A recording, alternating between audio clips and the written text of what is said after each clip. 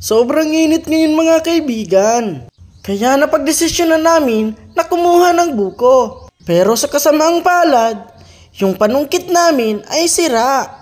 Pero hindi kami nag-alala sapagkat nandyan ang aming papa na magaling sa anumang bagay. At yan naman ako mga kaibigan, ginugupit ko na yung pantali sa ginagawang panungkit ng aking papa. Kung hindi mo na itatanong mga kaibigan, ang aking papa ay dating panday. Huwag kang mag-aangas sa lalaking may itak. Natapos na nga ang paggawa namin ng panungkit ng aking papa. Kaya naman ito si Sir Dan, kinuha at binitbit yung panungkit para makakuha kami ng buko. Kaya naman mga kaibigan, nung makarating kami doon sa puno ng buko, tinitignan namin. Parang walang buko, papa. Paano kaya ito? Pero sinabi ko naman sa inyo mga kaibigan, ang aking papa ay hindi papayag na hindi kami makakapagbuko. Kaya sinipat-sipat niya kung nasaan ang pwede ng kuha.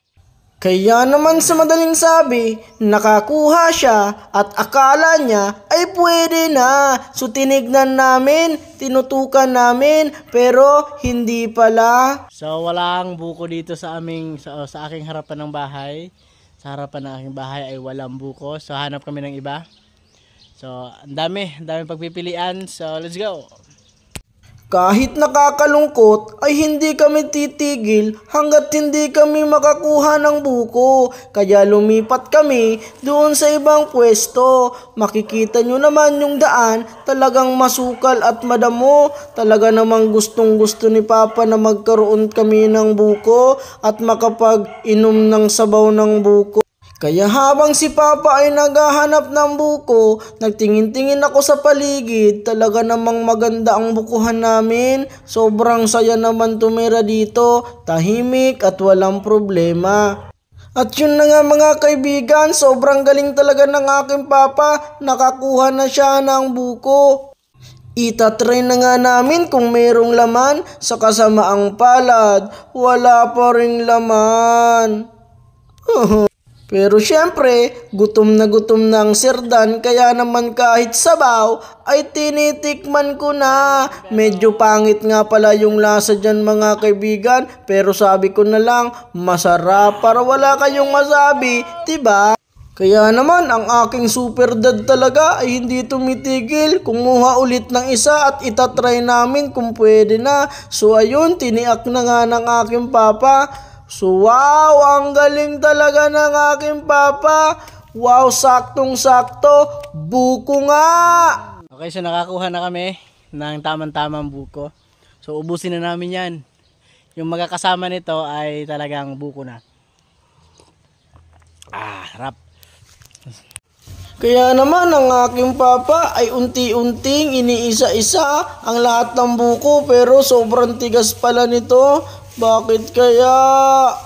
Hindi na nga nakatiis ang aking papa. Ang sabi sa akin, kakain daw muna siya. Kaya naman, isang subo nga dyan papa, si Ramsa na. Wala nga pala kami dyan dalang kutsara. Kaya naman ng Sir Danyo, gagawa ng improvise na kutsara gamit sa balat ng buko. Tinatali na nga namin ang lahat ng buko na aming nakuha upang dalhin kay mama at sa aking kapatid. Kaya napagdesisyon na namin na buhatin na lamang ang lahat ng buko na aming nakuha gamit ang panungkit na ginamit ng aking papa.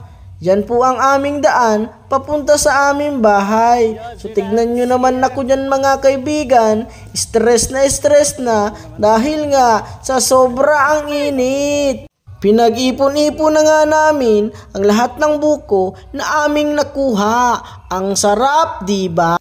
Alam naman natin na ang isang butihing asawa ay hindi makakalimutan ang kanyang asawa. Kaya binigyan niya ito ng buko, tuwang-tuwa, tumiksena pa ang aking kapatid.